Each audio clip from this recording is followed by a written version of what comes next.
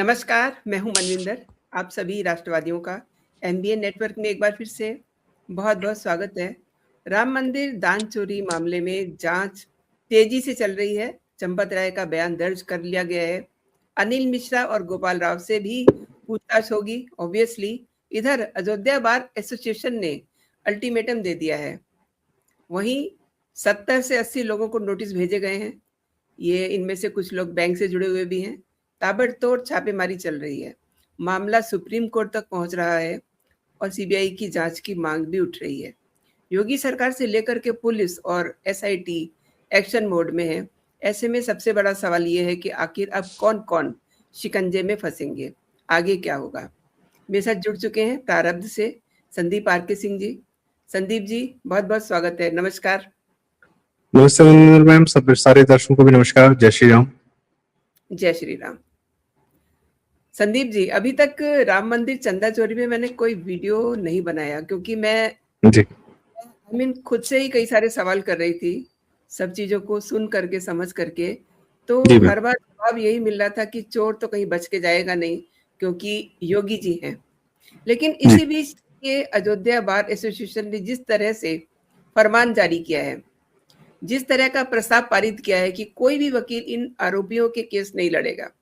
अगर किसी वकील ने ये गलती की है तो उस पर 5 लाख का जुर्माना लगाया जाएगा। इसको आप कैसे देखते हैं? क्योंकि मैं बड़ी हैरान हूँ, आतंकवादियों के केस लड़ने के लिए तो होड़ मच जाती है। जी मैम, देखिए, एक ये क्या है ना कि जब से राम मंदिर बना है, राम जी की कृपा जो है पूरे पूर्वांचल पर होने लगी है। और अभी लोग भी कह रहे थे कि अरे वहां पर इन्होंने इतनी प्रॉपर्टी बना ली, वहां पर इन्होंने इतनी प्रॉपर्टी बना ली।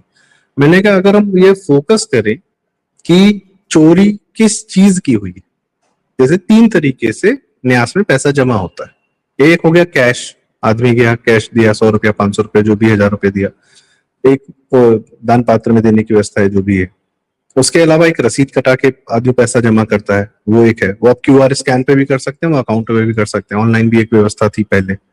तीसरा, कुछ सामान आदमी देता है, जैसे लोग कह रहे थे कि हमने चांदी दी है, हमने यह दिया वह दिया, दुनिया भर की बात। तो जो सामान दिया है वो तो एक जगह रखा हुआ है सामान, तो आप टेंजिबल चीज है, आप सामने देख सकते हैं कि क्या है। और बाद में रिपोर्ट भी आ गई कि जिसने शिकायत की उसका सारा सामान या तो मंदिर के यहाँ पर या बैंक में कहीं ना कहीं स्ट्रॉन्ग रूम में रखा हो। अब इतना ज्यादा सामान आ चुका है कि कहाँ रखेगा। तो खैर, ऐसे ही मंदिरों के हमारे पास खजाने हुआ करते थे, पद्मनाभन स्वामी मंदिर मस्त लोग देते रहते हैं श्रद्धानुसार, ठीक है।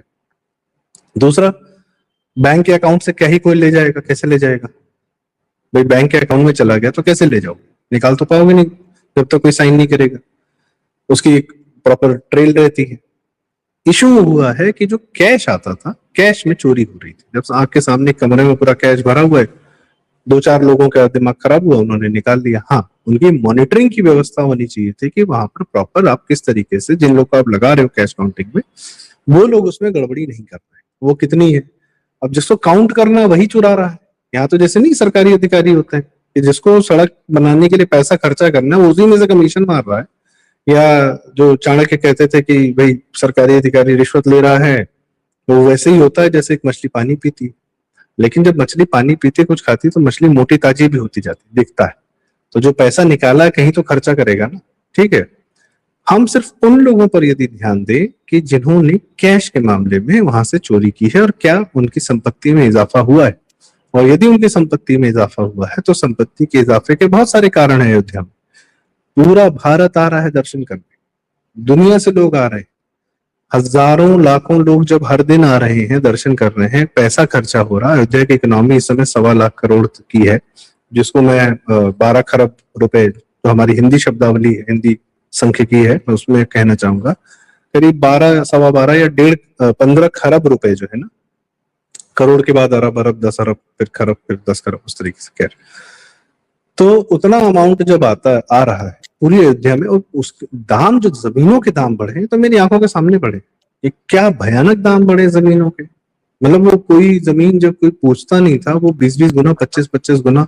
तो कुछ लोगों की पुश्तैनी जमीनें भी थी। या जब सिर्फ बात जमीनों की नहीं होती, बात उसमें प्रॉपर्टी डीलिंग भी लोग करने लगते हैं, उससे ही पैसे कमाते हैं। नोएडा गुड़गांव के लोग प्रॉपर्टी डीलिंग करते करते बहुत लोग सुपर करोड़पति हो गए। बहुत सारी रियल एस्टेट कंपनी तो प्रॉपर्टी डीलर्स ने डीलिंग करते करते खोल ली, पहले अंडर राइटर बेनिफिट। तो जहां जमीनों के दाम बढ़ते हैं वहां भी लोगों की प्रॉपर्टी में इजाफा होना नेचुरल प्रोग्रेस, नेचुरल बात। पर हाँ, क्या ये मंदिर के कैश से आपका काम हुआ है? क्योंकि अगर प्रॉपर्टी डीलिंग भी आपने की है तो उसके भी ट्रांजेक्शन, उसके भी ट्रेल मिल जाएगी। इशू ये है कि जो 2-4 लोग इन्वॉल्व हैं उनके, जब देखिए योगी जी की एसआईटी ने या योगी जी जब जांच करा रहे, क्योंकि अब मैटर उनके हाथ में आ गया, आधिकारिक रूप से योगी जी का राम मंदिर ट्रस्ट में कोई लेना देना नहीं है।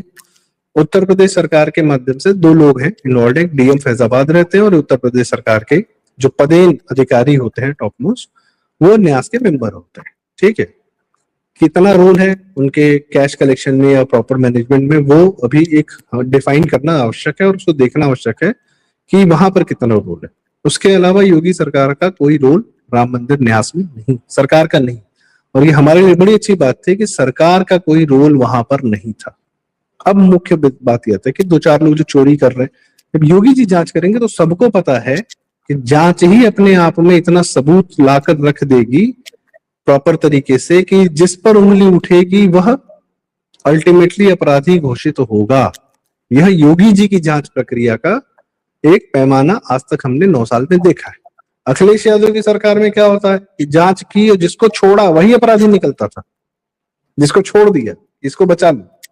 तो योगी जी की सरकार में यह पैमाना नहीं, तो इसलिए वकीलों ने अगर ये कहा है कि भाई अगर जांच में जिसके खिलाफ एफआईआर हुई है, तो एसआईटी ने कोई सबूत निकाले हैं, उसके बेसिस पे एफआईआर की है तो अब पुलिस आ रही है, पुलिस अपनी विवेचना करेगी, उसके बाद अगर दोषी पाएगी या तो एफआईआर डालेगी, एफआईआर इज फाइनल रिपोर्ट, जिसमें वो आदमी अगर क्लीन चिट पा जाता है तो छूट जाएगा, अगर उस पर आरोप लगते हैं तो चार्जशीट लगेगी।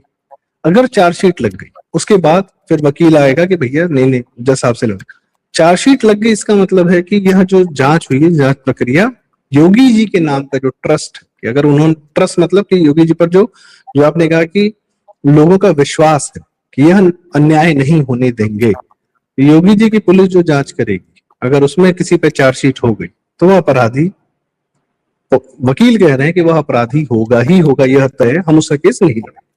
अयोध्या में रह के अगर राम मंदिर के नाम की चोरी कर रहे हो, और चोरी की आवश्यकता क्या थी भाई? 100 बिजनेसेस हो रहे हैं इस समय अयोध्या में, तुम गाड़ियां खरीद लो, चला लो, अपनी प्रॉपर्टी बेच लो, या अगर पुश्तैनी जमीन नहीं है, अगर आपका क्या कहते हैं, आपका अगर भगवान ने आपको एक ऐसे परिवार में भेजा है जहां पर आपको मंदिर की सेवा करने का अवसर मिल रहा है एक तनख्वाह पर, तो भाई अपना जीवन वैसे जियो ना। वहां के संत स्वामी और 500 साल से जो संघर्ष कर रहे हैं, क्या सब लोग अपने लिए महल बना लिए? नहीं, आप जाके देखिए, एक एक कमरे में बूढ़े बूढ़े कपल रहते हैं, मतलब वृद्ध लोग रहते हैं, कुछ अपना पता नहीं कहाँ छोड़कर चले आए। राम मंदिर तो वो जगह ना जहां पे जाके त्याग सेवा करता है। अब आप वहां कहोगे कि नहीं हम इस मंदिर में से चुराएंगे, तो भाई ये एक्सेप्टेबल नहीं। लेकिन जो लोग जिस प्रकार से चंपत राय जी पर और बहुत घटिया शब्दावली लोगों ने इस्तेमाल की है, लोगों को जो मौका मिला है ना, ये तो लोगों ने अपना अंदर का गंदगी दिखाया है। यही ऐसे ही शब्दावली इन लोगों की बहुत लोगों के खिलाफ इस्तेमाल नहीं कर पाते। वो एक वेडनेसडे फिल्म में एक डायलॉग था ना, नसीरुद्दीन शाह बोलता है कि जैसे ही आपको पता चला, उनको के जो पुलिस कमिश्नर थे, कि जैसे ही आपको पता चला कि सामने कॉमन मैन है तो आपकी आवाज में दम आ गया। तो जैसे ही हिंदू की बात आई, हिंदू मंदिर की बात आई, राम मंदिर की बात आई, पूरी दिल्ली मीडिया टूट पड़ी, कूद पड़ी। इतना इनका जो आवेश है, इतना आवेग है। ये मौलानाओं के बारे में तो बड़ी तमीज से बात करते हैं, और क्या बोलते हैं, ये चर्च के बारे में तो जबान नहीं खुलती। तो क्या ये लिहाज तुम राम मंदिर के लिए नहीं रख सकते थे? राम मंदिर से जुड़े हुए लोगों के लिए नहीं रख सकते थे? अरे जांच हो जाने दो, योगी जी जांच कर रहे हैं। बदतमीजी की इंतहा की है इस दिल्ली में, लोगों ने अपनी गंदगी दिखाई। मुझे याद है इंडिया टीवी पर कॉफी पर कुरुक्षेत्र बैठ के मौलाना साजिद रसीदी ने सौरभ सौरभ शर्मा है, कॉफी पर कुरुक्षेत्र देखते हैं, अच्छा शो आता है। सौरभ ने कहा क्या इस्लाम में कोई कुरीति नहीं है? तो मुंह पे बोल दिया कि इस्लाम में कोई कुरीति नहीं है। कोई काउंटर नहीं कर पाया। तब तो लिस्ट लेके नहीं बैठते थे। यहाँ तो खैर मेरा कहने का मतलब है कि इनके अंदर की गंदगी निकली है बहुत लोगों की, और वो मीडिया छोड़ दीजिए। अब अखिलेश यादव, अरविंद केजरीवाल, संजय सिंह और ये मतलब ये फर्जी शंकराचार्य जो घूम रहा है, ये लोग बताएंगे कि राम मंदिर से जुड़े हुए लोग, हाँ ये अब इन लोग की सुने हम बैठ के, शर्मिंदा तो पूरा हिंदू समाज हुआ है, क्योंकि ऐसे घटिया लोगों की अब सुननी पड़ रही है। ये खुश हैं कि अरे वाह मौका मिल गया, और अब इनका ये एक क्लेम बन रहा है कि राम मंदिर क्या बना कि हिंदू ने कर लिया, खुद संभाल नहीं पा रहे, इत्यादि इत्यादि वर्ड। भाई कोई प्रक्रिया नहीं शुरू होती है तो कहीं ना कहीं छोटी मोटी गलतियां होती है, और हिंदू समाज का यह व्यवहार है कि हिंदू समाज अपनी गलतियां स्वयं सुधार लेता है। और आप देखिए वक्फ में चोरी होती है, चर्चेज में चोरी होती है, क्या ईसाई समाज, इस्लामिक समाज उतर के आता है, अपने मौलानाओं के गर्दन पकड़ता है कि कैसे तुमने होने कैसे दिया ये वो। सबसे बड़ी बात, योगी जी पर भरोसा नहीं करोगे तो कहां करोगे, किस पे करोगे, किस पे करोगे अब बता दो। और किस, अखिलेश पे करोगे? अखिलेश की बात बताता हूँ, आजकल ये राम मंदिर की बड़ी ज्ञान देते हैं ना, और कई लोग कहते हैं कि इनके बाप ने गोली चलवाई थी। अखिलेश ने क्या किया था? अखिलेश की कहानी सुनाता हूँ। 2009 में मुझे याद है, मैं लखनऊ में था, लखनऊ हाईकोर्ट का फैसला आया, ठीक है, जो भी उन्होंने फैसला किया उस पर फिर ये उस दिन पूरा लखनऊ बंद, सुपर कर्फ्यू मोड, कोई बात नहीं, मॉल सब बंद, कोई बात नहीं। 2009 के बाद ये गया मैटर सुप्रीम कोर्ट में, जब तक मोदी सरकार नहीं आई सुप्रीम कोर्ट ने पन्ना नहीं पलटा उस केस का।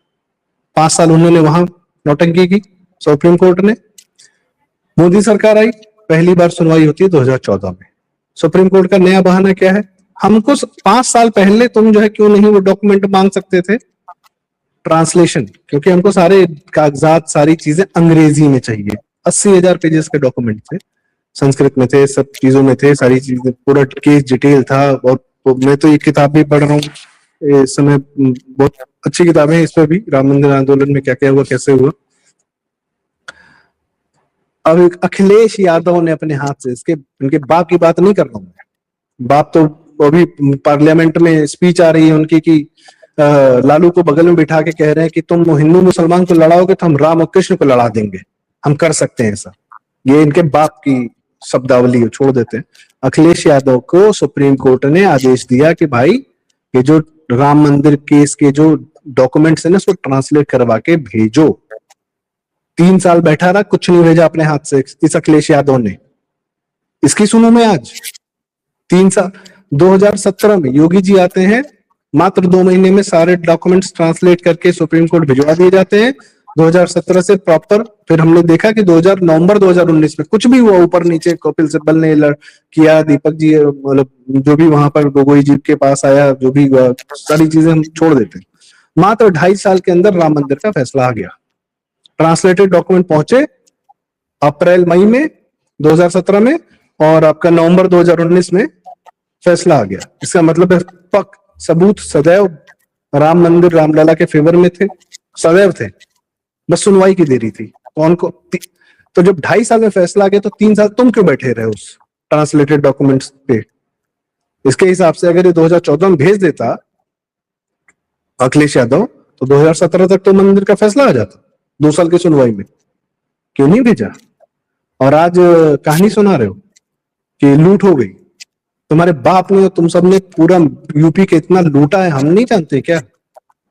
माफियाओं को लगा रखा था तुमने लूटने के लिए। अब मैं आपको मेन कारण बताता हूँ नरेंद्र जी, ये सब क्यों आ रहे हैं यहाँ। इनके फंडर थे माफिया सारे के सारे, अतीक अहमद, मुख्तार अंसारी, या इकबाल और पता नहीं कौन कौन, और कोई नेपाल का माफिया और यहाँ का माफिया, सब समाजवादी पार्टी के फंडर रहे हैं, सबसे लूटते थे ये बैठ के, ये माफियाओं से लूटते थे, इतने बड़े माफिया थे। इनकी फंडिंग बंद हो गई, अब इनको दिख रहा है पैसा राम मंदिर का, कि इस पे किसी तरह हमारा कब्जा हो जाए। जैसे नहीं साउथ में तिरुपति बालाजी पर जगन मोहन रेड्डी अपने ईसाई अंकल बिठा देता है, क्रिश्चियन लोग जो है तिरुपति बालाजी के मंदिर के बोर्ड में बैठ के वहां से पैसा लूटते हैं। कोई मीडिया वाले जाते नहीं पूछने कि तुम्हारा बाप ईसाई जो है हिंदू मंदिर के ऊपर क्या कर रहा है और क्यों पैसे लूट रहा है। हर सरकार आती, केसीआर आया था वो भी लूटने लगा, जो सरकार आती है अपना आदमी बिठा देती है, वो अलग माफियागिरी चल रही है साउथ में। तो यहाँ पर एक इंडिपेंडेंट न्यास बना है, इनका ये है कि अब इनको राम मंदिर का पैसा सबकी आंख में गड़ रहा है कि कितना पैसा आ रहा है और उसमें से हम कितना उठा लें। और तब ये मीडिया, मैं से बता रहा हूँ, अगर अखिलेश की एक बार सरकार बन जाए फिर राम मंदिर में जो चोरी होगी उस पर ये मीडिया चुप बैठ जाएगा, क्योंकि इस मीडिया को भी उसमें से पैसा चाहिए। केजरीवाल के सरकार से पैसा छीन छीन के अपने टीवी पर उसका एड चलाने वाले कोविड के टाइम में रेमडेसिविर का आता पता नहीं है, लेकिन रेमडेसिविर नहीं मिल रहा, रेमडेसिविर नहीं मिल रहा, ऑक्सीजन की कमी हो गई है। ये फर्जी बाड़ा पूरे देश को बेचने वाले केजरीवाल जैसा जहर हमारे सर पे छोड़ने वाले ये दिल्ली मीडिया वाले अब आके हमारे राम मंदिर पे फैसला करेंगे बैठ के। संदीप जी, ये अखिलेश यादव हैं या फिर दिल्ली वाले वकील हैं जो इनके बहुत खासम खास हैं? कौन लोग हैं जो इन वकीलों को भड़का रहे हैं और कह रहे हैं कि ये जो है आप इनका कोई केस नहीं लड़ेंगे? और आपको याद होगा कासगंज में एक लीचिंग हुई थी, चंदन शर्मा, हाँ, कैसे ये वहां से वकील दौड़ दौड़ के आ रहे थे और बाद में एनआईए की कोर्ट को ये लिखना पड़ा था कि इन लड़कों के लिए खाने के लिए पैसे नहीं है, लेकिन ये इतने बड़े बड़े वकीलों को फीस कैसे देते हैं? और ये कौन लोग हैं, मतलब कौन लोग हैं जो इसमें अब अपनी नाक घुसा रहे हैं? ये सारे के सारे, और मैं सही बता रहा हूँ, ये जो प्रक्रिया, ये जो कांड हुआ है ना, इसको मगर मैं कांड कहूँ एक बार, मैं कह रहा हूँ ये सही एक बार होना आवश्यक था। इससे अपनों के भी अंदर के फिल्टर साफ हुए, अपने भी अंदर जो लोग हैं उनकी भी थोड़ी सी दिखा कि हमें क्या व्यवस्था सुधारनी है, नई व्यवस्था आई है तो हम क्या बेहतर कर सकते हैं। गुड। दूसरा, जो सामने वाले हैं ना, केजरीवाल, अखिलेश यादव, कपिल सिब्बल, ये जो देश लूट के बैठे हुए हैं, ये इनके अंदर की भी मवाद दिखा है मुझे, जहर नहीं मवाद। मतलब प्रेस कॉन्फ्रेंस कर रहा था अखिलेश यादव, पब्लिक उसके यहाँ जितने लोग बैठे हैं सब हंस रहे, खुश हैं, कह रहे वाह क्या मजा आ गया, राम मंदिर पे चोरी हो गई। अब हमको भी योगी सरकार पे या भाजपा सरकार पे आरोप लगाने का मौका मिल गया, देखो ये भी लोग चोर हैं। अबे तुम चोर हो यार, तुम ये नहीं कह पा रहे, ये लोग कभी ये नहीं कह पाते नहीं हमने चोरी नहीं की, हम सब पाक साफ हैं, ये अपने मुंह से नहीं बोल पाते। ये दूसरे पर आक्षेप लगाना चाहते हैं कि भैया सारी दुनिया चोर है तो हम भी चोर हैं, देखो भाजपा वाले भी चोर हैं। ये साबित करना चाहते हैं कि कुछ तो चिपके, हम ही को क्यों दुनिया चोर कहती है। हम तो ये खुद नहीं कहते कि हम चोर नहीं हैं। अखिलेश यादव पे सीएजी का 93,000 करोड़ का घोटाले का आरोप है। सीएजी रिपोर्ट है कि 93,000 करोड़ रुपया जो है 30,000 33,000 3 साल तक ये बता नहीं पाया कि ये गया कहां पैसा। इसके चंटू बंटू सैफई में जो नंगा नाच करवाते थे बॉलीवुडियों का, वहां पर प्राइवेट जेट उतरता था, ये लोग बताएंगे कि अब कैसे मंदिर चलेगा क्या नहीं चलेगा। और मैंने बताया ना, ये खुद 3 साल इसने अपने हाथ से, इसको किसी ने नहीं बोला, लेकिन अखिलेश यादव ने अपने हाथ से राम मंदिर का फैसला 3 साल रोके रखा। 2.5 साल में फैसला आ गया, 3 साल इसने रोके रखा।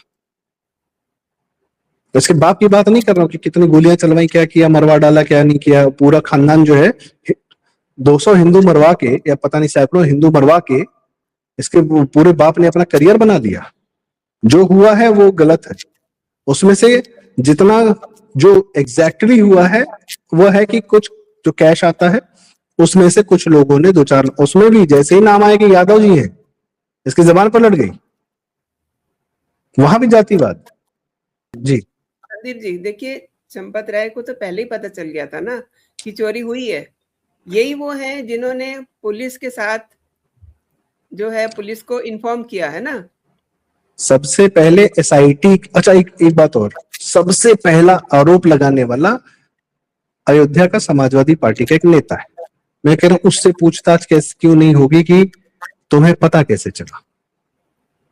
सबसे पहले तो तुम्ही ने आरोप लगाया बाबू, तुम ही तो विसल ब्लोअर हो, आओ बताओ तुम्हें पता कैसे चला कि ये हो कैसे रहा था।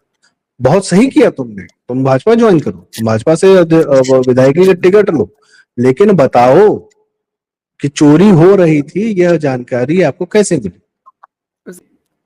टीनू यादव का क्या रोल रहा इसमें? मेन तो वही था उसको। देखिए कुछ व्यवस्थाओं में गलतियां थी। टीनू यादव कुछ वीआईपी दर्शन करवाते थे। वीआईपी दर्शन मतलब कोई जाता था कि भैया हमारे परिवार को अलग से जरा सा, मतलब भीड़ में न जाना पड़े, थोड़ा साइड से आप आगे गाड़ी तक पहुंच। गाड़ी ऐसा नहीं, वीआईपी दर्शन में तो ये नहीं कि कोई दूसरा गेट खोल के जो है राम जी के दर्शन कराए जा रहे हैं, नहीं, एक दूरी तक आपकी गाड़ी पहुंच जाएगी। गाड़ी पार्किंग बहुत दूर है आम जनता के लिए, जनता पैदल जाती है, वहां से एंटर करती है। इनका एक दूरी तक आपकी गाड़ी वहां तक पहुंच जाएगी, एक रास्ता बनाया गया। वहां तक पहुंचाने का काम टिन्नू यादव कर लेते थे। अब कोई उसके लिए उस खुशी से उनको पैसा दे चाहे ना दे, वो एक अलग कहानी, क्या करते थे क्या हाँ, नहीं करते। बिल्कुल, बिल्कुल। कैश में अगर इनका रोल था, कैश कलेक्शन में, तभी अंदर जाते, या पता नहीं किस अधिकार से, किस अधिकार भाव से। होता है ना कि लोग रौब दिखाने के लिए भी, हम तो यहाँ घुस जाते हैं, हम तो वहां घुस जाते हैं, हम तो वहां पहुंच जाते हैं। अभी फिर वही बात, एफआईआर हुई है, आएगा चार्जशीट आएगा, एक्चुअल आरोप क्या था। एसआईटी की रिपोर्ट पब्लिक है, नॉन पब्लिक है, आई वोंट, मतलब वो एक अलग कहानी, लोग कयास लगा रहे हैं अपने। पर बहुत चीजें एसआईटी से पहले जो आक्षेप आरोप लगाए जा रहे थे वो क्लियर हो चुकी है कि भैया कोई काकभूषुंडी गायब नहीं हुए, किसी का चांदी गायब नहीं हुआ है। और जितने लोगों ने यहाँ के कहा है कि भैया हमको, हमने तो दिया था, हमको रसीद नहीं मिली, हमको, जाइए रसीद दीजिए, प्लीज दीजिए, शौक से रसीद लीजिए। ना रसीद लेने का मन हो तो अपना वापस ले जाइए 200 किलो चांदी, ले जाइए, कोई समस्या नहीं। आपने टीवी पे आके बताया, एकदम सही बताया कि भाई यहाँ समस्याएं हैं। समस्या बताने वाले तो मुझे एक समस्या, एक दिक्कत मैं कह रहा हूँ, बहुत सही हुआ, समस्या पता तो चली कि कुछ दिक्कत हो रही थी, वो बहुत अच्छा हुआ, 2 साल के अंदर पता चल गया, बहुत अच्छा हुआ। क्या लेकिन जो समाजवादी पार्टी लोग हैं, क्या वो चुनाव के 6 महीने पहले का वेट कर रहे थे क्या? सबसे बड़ी हो बात सकता तो है, यही है।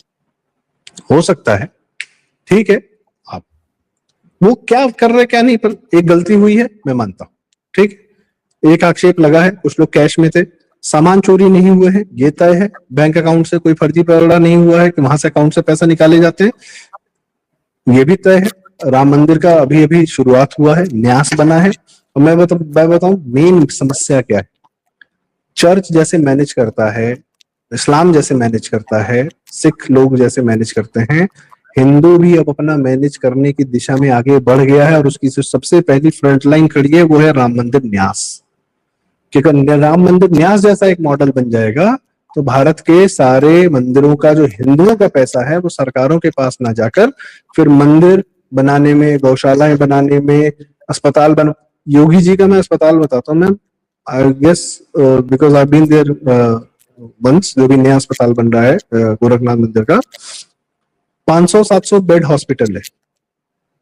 एक तो मंदिर के अंदर है हॉस्पिटल, जहां पर इन लोग को खोलना पड़ा क्योंकि जनता आती थी, उस वक्त कुछ नहीं था। प्री योगी एरा में वहां पे जापानीज एंसेफेलाइटिस से हजारों बच्चे हर साल मर जाते थे, अखिलेश सरकार में कोई नहीं पूछने जाता था।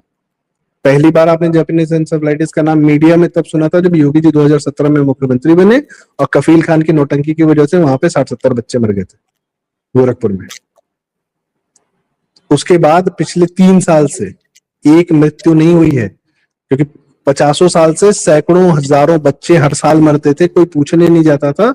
अब वो जापानीज एंसेफेलाइटिस नाम की बीमारी न सिर्फ गोरखपुर, पूर्वांचल से बिहार तक से गायब हो गई है, कोई बात नहीं करता इस पे।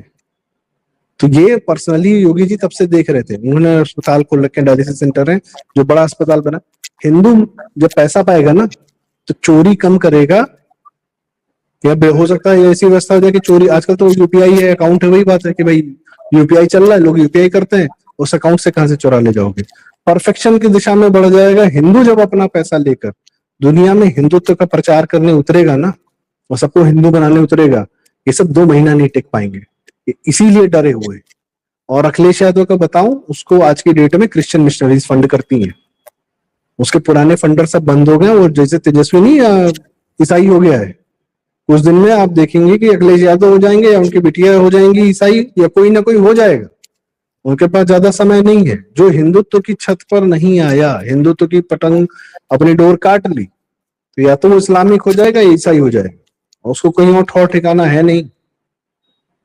और इनका ही आजकल चल रहा है ना, आजकल बोलते हैं कि हिंदुओं को तो ईसाइयों से सीखना चाहिए, दिवाली कैसे मनाई जाती है, ये सब इनके घर में घुस चुके हैं ईसाई।